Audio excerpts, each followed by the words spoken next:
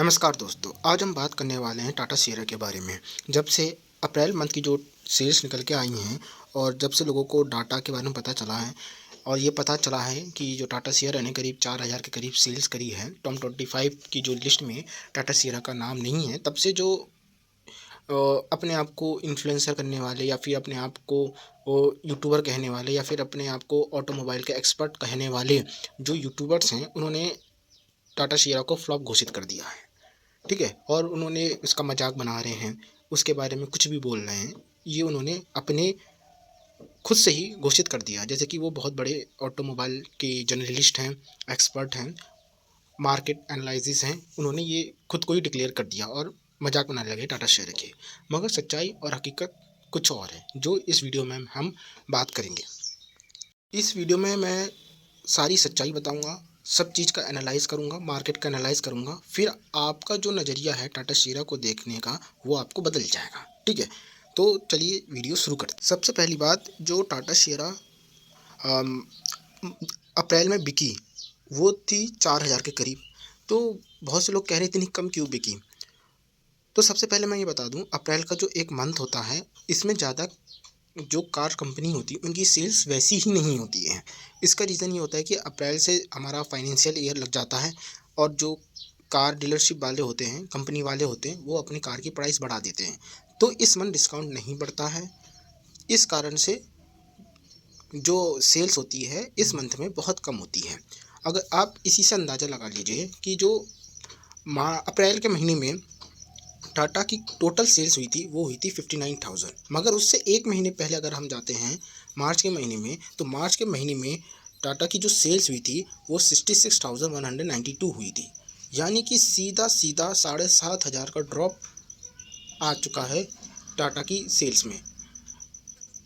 वो इस वजह से आया क्योंकि ये टाइम ज़्यादा लोगों को अट्रैक्ट करने वाला नहीं होता, पहली बात। दूसरी बात, सिर्फ टाटा की नहीं, अदर कंपनी की सेल्स भी घटती हैं। जैसे कि महिंद्रा की भी करीब 12 से 13,000 सेल्स घटी हैं मार्च के मुकाबले अप्रैल मंथ में। मारुति सुजुकी की भी घटती है, सबकी घटती है। मतलब कि जो अप्रैल का मंथ होता है, अगर उसमें कोई त्योहार नहीं है, जैसे कि कभी नवरात्रि अप्रैल के मंथ में आती, कभी मार्च के मंथ में आती, तो अप्रैल के मंथ में जो सेल्स होती है वो घटती ही घटती है। अप्रैल के बाद जैसे 2-3 महीने होते हैं, उसके बाद जो डीलरशिप वाले होते हैं और जो कंपनी वाले होते हैं वो डिस्काउंट देना शुरू करते हैं और वही फिर आगे बढ़ते हैं। ठीक है? तो उस हिसाब से जो 4,000 का नंबर है वो इतना भी बुरा नहीं है, 4,000 के आसपास का नंबर इतना भी बुरा नहीं है। दूसरी बात, लोग कंपटीशन में कह रहे हैं कि जो टाटा सिएरा की जो कंपटीशन है वो क्रेटा से है, सेल्टोस से है, विक्टोरियस से है, ग्रैंड विटारा से है, हाई राइडर से है, अब तो डस्टर भी आ गई, डस्टर से भी कर रहे हैं और कह रहे हैं कि इन सबकी जो सेल्स है डस्टर को छोड़ के सबकी सेल्स टाटा सिएरा से ज़्यादा है। इसमें सेल्टोस भी शामिल है। तो मैं उनसे एक बात कहना चाह रहा हूँ, जो सिएरा है वो इस सेगमेंट की नहीं है, वो इस सेगमेंट से एक सेगमेंट ऊपर की कार है। ठीक है? वो इस सेगमेंट की कार नहीं है, इस सेगमेंट से ऊपर की कार है, एक सेगमेंट ऊपर की कार है टाटा सिएरा, क्योंकि इसके डायमेंशन भी बड़े हैं और इसके जो बेस मॉडल का प्राइस है, इन कार के बेस मॉडल के प्राइस से 1,00,000 रुपये ज़्यादा भी है। तो ये इनके साथ कंपैरिजन ना करें, क्योंकि इनसे एक सेगमेंट ऊपर की कार है। यानी कि अगर कोई व्यक्ति टाटा सिएरा का भली मिड वेरिएंट खरीदता है और एक व्यक्ति क्रेटा का टॉप मॉडल खरीदता है, तो जो स्टेटस ऊंचा होगा वो टाटा सिएरा वाले का होगा, क्योंकि दूसरे व्यक्ति को ये लगेगा बाहर से देखने में कि जो इसने टाटा सिएरा लिए तो ये महंगी है टाटा सिएरा क्रेटा से, तो उसके माइंड में ये वाला सवाल आएगा। सबसे पहले मैं आपको क्लियर कर देना चाहता हूँ।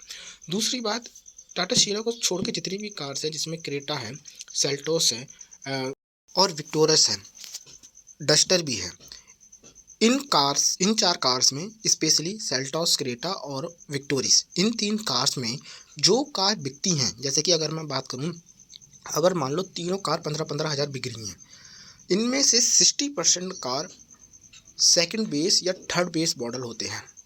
यानी कि जिनका ऑन रोड प्राइस 16 लाख या 16 लाख से कम का होता है, ऐसी ज़्यादा बिकती हैं। यानी कि 15,000 में से 9,000 ऐसी क्रेटा बिक रही हैं जिनका ऑन रोड प्राइस 16.5 लाख से कम है। 15,000 में से 9,000 सेल्टोस, 15,000 में से 9,000 विक्टोरिस ऐसी बिक रही हैं जिनकी जो ऑन रोड प्राइस है वो 16.5 लाख से कम है। ठीक है, क्योंकि इनका सेकंड और थर्ड बेस मॉडल ही बिकता है ज़्यादातर, इनकी 60% सेल वहीं से आती है। अगर हम बात करें ग्रैंड विटारा की और हाई राइडर की, ये दोनों हाइब्रिड कार हैं, इनका टॉप मॉडल ज़्यादा बिकता है। इस और उसका रीज़न ये है कि उनके टॉप मॉडल में सब आपको हाइब्रिड सिस्टम मिलता है, जिससे माइलेज बहुत अच्छी आती है। बम्पर टू बम्पर ट्रैफिक में भी आपको 20-22 का माइलेज दे देती हैं। इनकी जो मॉडल सबसे ज़्यादा बिकता है, उनकी जो ऑन रोड प्राइस है वो 19 लाख से लेके 20-21 लाख तक जाती है। ठीक है, तो यानी कि आप देख रहे हो कि जो क्रेटा है, सेल्टोस है, ठीक है, विक्टोरिस है, और इधर ग्रैंड विटार और हाई राइडर है, इनका कौन सा मॉडल बिक रहा है सबसे ज़्यादा और किस ऑन रोड प्राइस पे बिक रहा है, आपको पता चल गया। मगर अगर हम बात करें टाटा सीरा की, टाटा सीरा का जो सबसे ज़्यादा वेरिएंट जो क्या नाम है सेल्स हो रही है, सबसे पहले मैं डीजल की बात करता हूँ। कम से कम 15% जो टाटा सीरा की जो डीजल वाला है वो बिक रहा है। बेस मॉडल, डीजल का बेस मॉडल 15% बिक रहा है। मैं बता रहा हूँ आपको, 15% बिक रहा है, यानी कि जिसकी ऑन रोड प्राइस 15.5 लाख से 16 लाख की है, बेस मॉडल सिर्फ 15% बिक रहा है।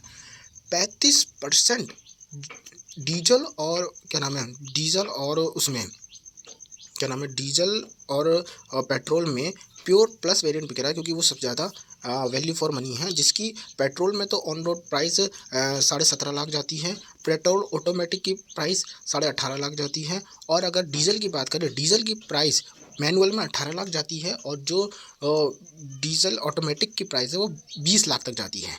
तो यानी कि जो लोग हैं वो पैसा ज़्यादा खर्च कर रहे हैं सियरा में। यहाँ तक कि ये तो 50% होगी, 15% डीजल बेसिक मॉडल वाले, और जो 35% हो गए वो कौन से हो गए आपके प्योर प्लस वेरिएंट वाले, चाहे वो ऑटोमेटिक हो, चाहे वो क्या नाम है मैनुअल हो, चाहे वो पेट्रोल में हो, चाहे डीजल में हो।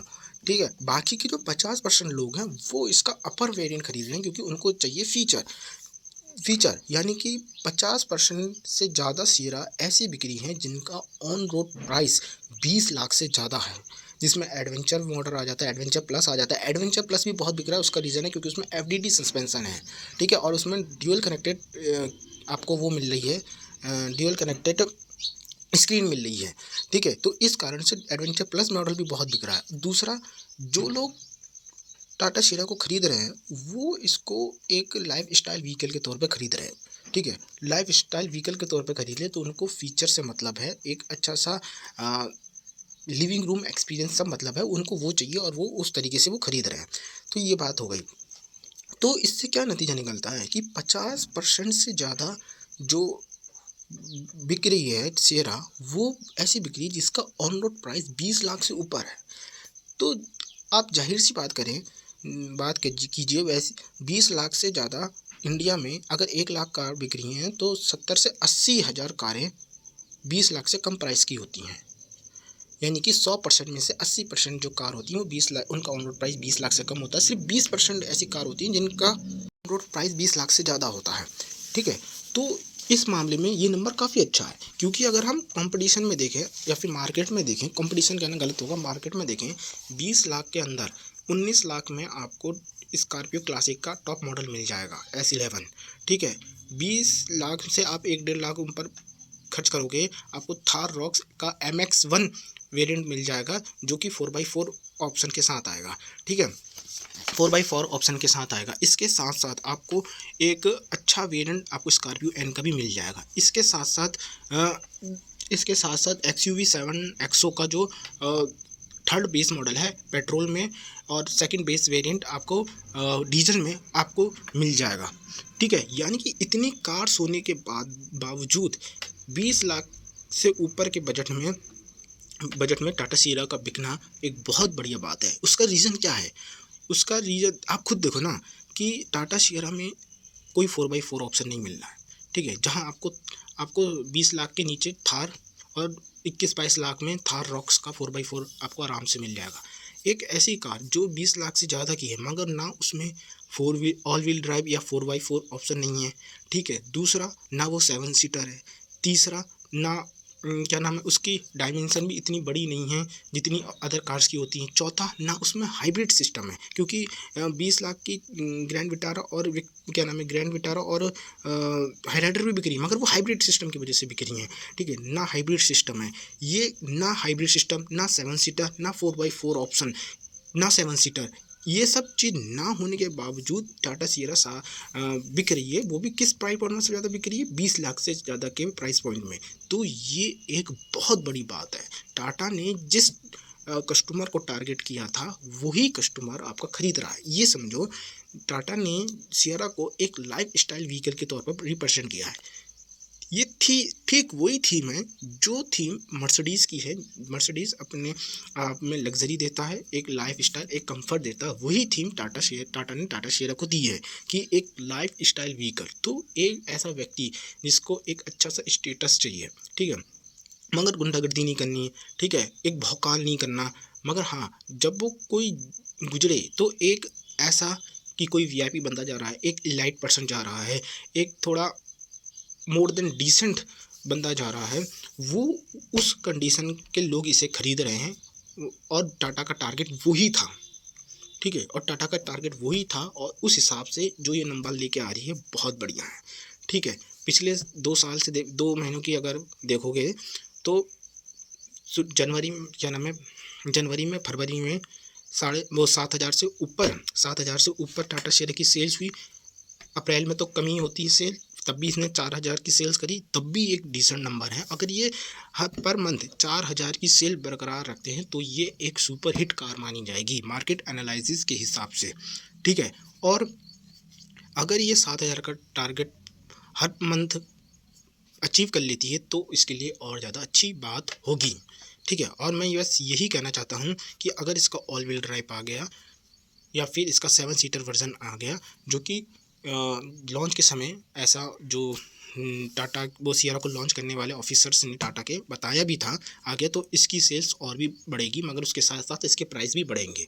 ठीक है, तो मैं क्या कहना चाह रहा हूँ, टाटा सियारा फ्लॉप नहीं हुई है, बस ये उन लोगों को समझ में नहीं आ रही है जो लोगों को गाड़ी की कदर नहीं है, ठीक है, जिनको मार्केट की नॉलेज नहीं है, जो एनालाइज नहीं करना चाहते, जो क्या नाम है, भड़काऊ थंबनेल, भड़काऊ वीडियो के जरिए तो व्यूज़ लाते हैं, उनके ये समझ में नहीं आएंगी, और ना ही उन लोगों के समझ में आएंगी जो ऊपर से तड़कता भड़कता देखते हैं। ये एक रियल कार है।